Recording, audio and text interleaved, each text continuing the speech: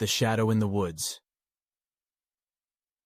I received an invitation in the mail to join a camping trip in the forest.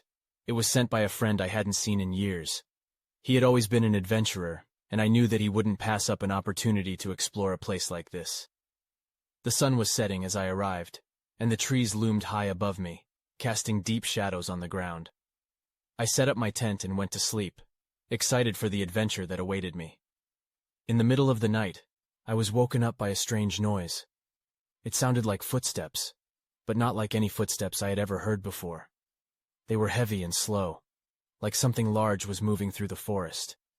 I peeked out of my tent, but all I could see was darkness. The moon was hidden behind a thick layer of clouds, casting the woods into an eerie silence. Suddenly, I heard a low growling noise. It seemed to come from all around me, as if the forest itself was alive and angry. The next morning I met up with my friend and the others in the camping group. We hiked through the woods, and I tried to shake off the feeling of unease that had been with me since the previous night. But the feeling only grew stronger. I felt like we were being watched by something unseen, something that was lurking just beyond our sight. As we set up camp, I saw a shadow moving between the trees.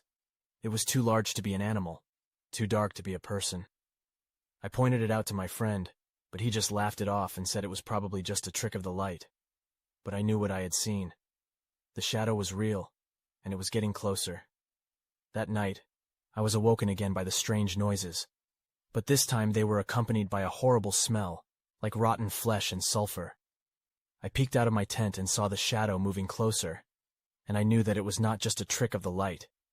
It was a creature, a monster that was coming for us. Suddenly, it attacked. The creature was massive, with long, sharp claws and teeth like knives. It ripped through the tents and the campfire, sending embers and debris flying in all directions. I ran as fast as I could, but the creature was faster. It chased me through the woods, and I could hear it breathing down my neck. I knew that I was going to die. But just as the creature was about to strike, it vanished. It disappeared into thin air, leaving me alone in the woods. Confused and terrified, I stumbled back to the campsite. There, I found my friend and the others, all huddled together in fear.